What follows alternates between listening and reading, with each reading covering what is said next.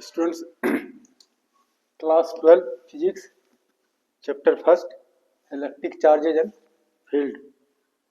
Students, duty is God and duty is to study. For students, duty is God.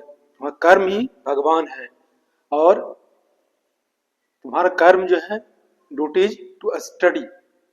So you will study numerical NCERT exercise questions. Question number 1.3.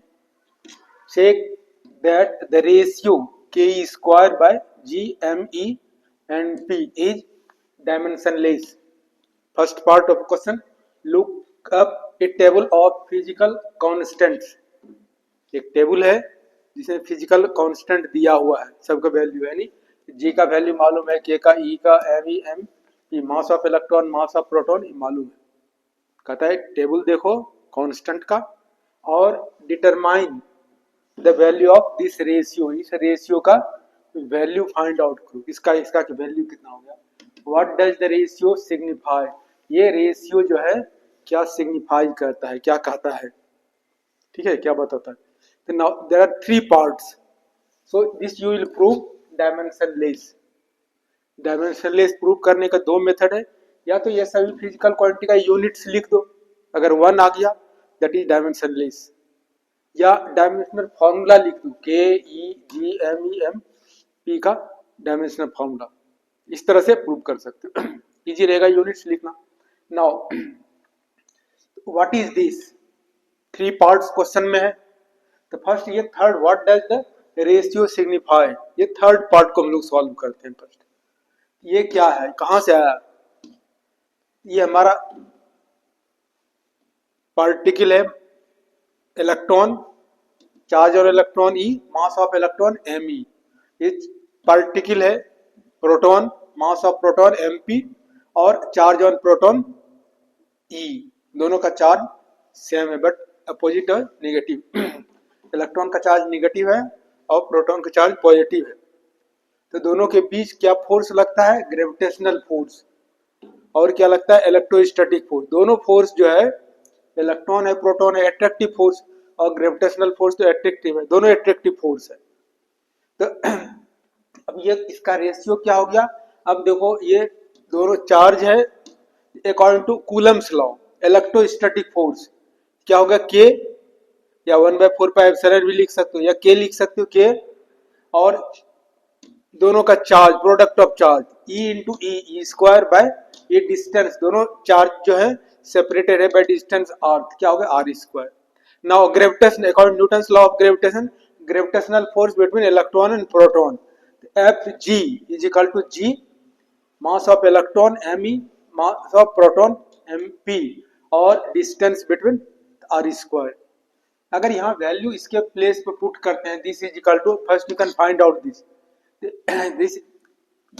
Divide by this, तो F E by F G. F E के place पे क्या value put करते हैं, ये value K E square by R square, और F G के place पे G M E M P by R square. तो ये आर स्क्वायर क्या हो जाएगा, कैंसिल हो जाएगा. तो क्या बच गया, K E square by M G M E M P. ये ratio, what does this ratio signify, what does this ratio say, ये रेशियो क्या बताता है कि ये क्या है, force, electrostatic force, coulomb force between two charges, and this is also gravitational force between same two proton and electron. ये ratio क्या हो गया, this ratio, this signify it is the ratio of electrostatic force between electron and proton to the gravitational force between electron and proton. अब इसका क्या कहता है, determine the value, इस रेशियो का वैल्यू फाइंड आउट करना है. अब के कितना हो गया, के का वैल्यू 9 × 10⁻⁹.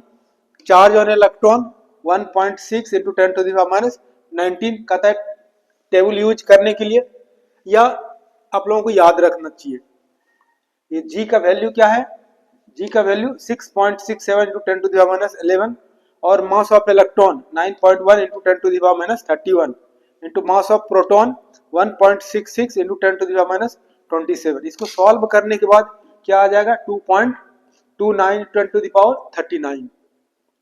तो this ratio signifies which is greater, F E greater है या एफ जी ग्रेटर है।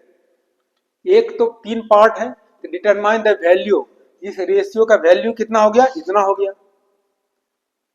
और what this ratio signifies, this ratio signifies that the ratio of electrostatic force between electron and proton to the gravitational force between proton and electron। अब कौन force greater है, electrostatic force और gravitational force. यहां just देखने की कोशिश करो।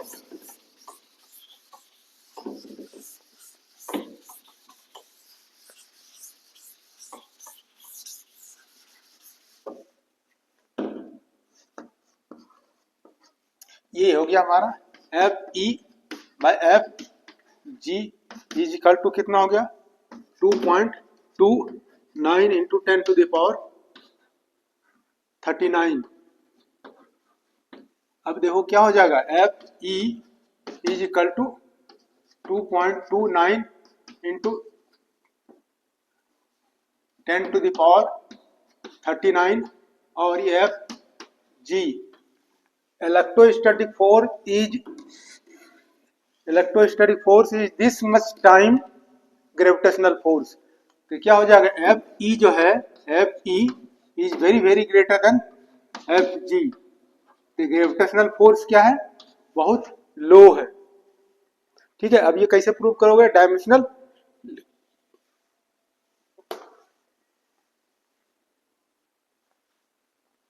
Now how will you prove dimensionless quantity. अब देखो के का यूनिट क्या हो जाएगा, F E is equal to K E square by R square. K is equal to F R square by E square. F का क्या हो गया force newton, distance metre square, ये चार्ज कूलम, ये ऊपर जाएगा -2।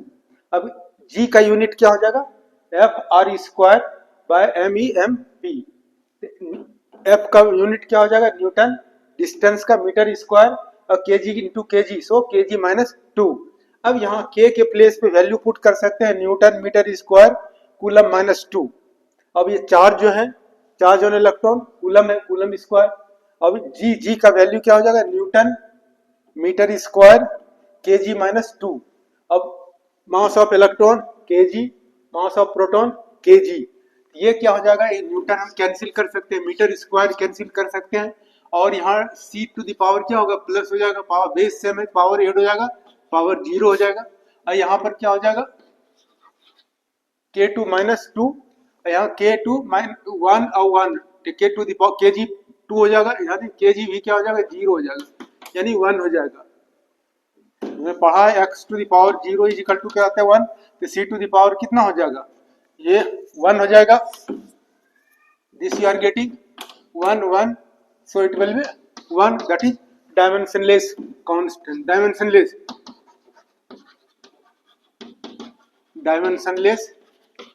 ये रेशियो क्या आ जाएगा, dimensionless, it has no dimension.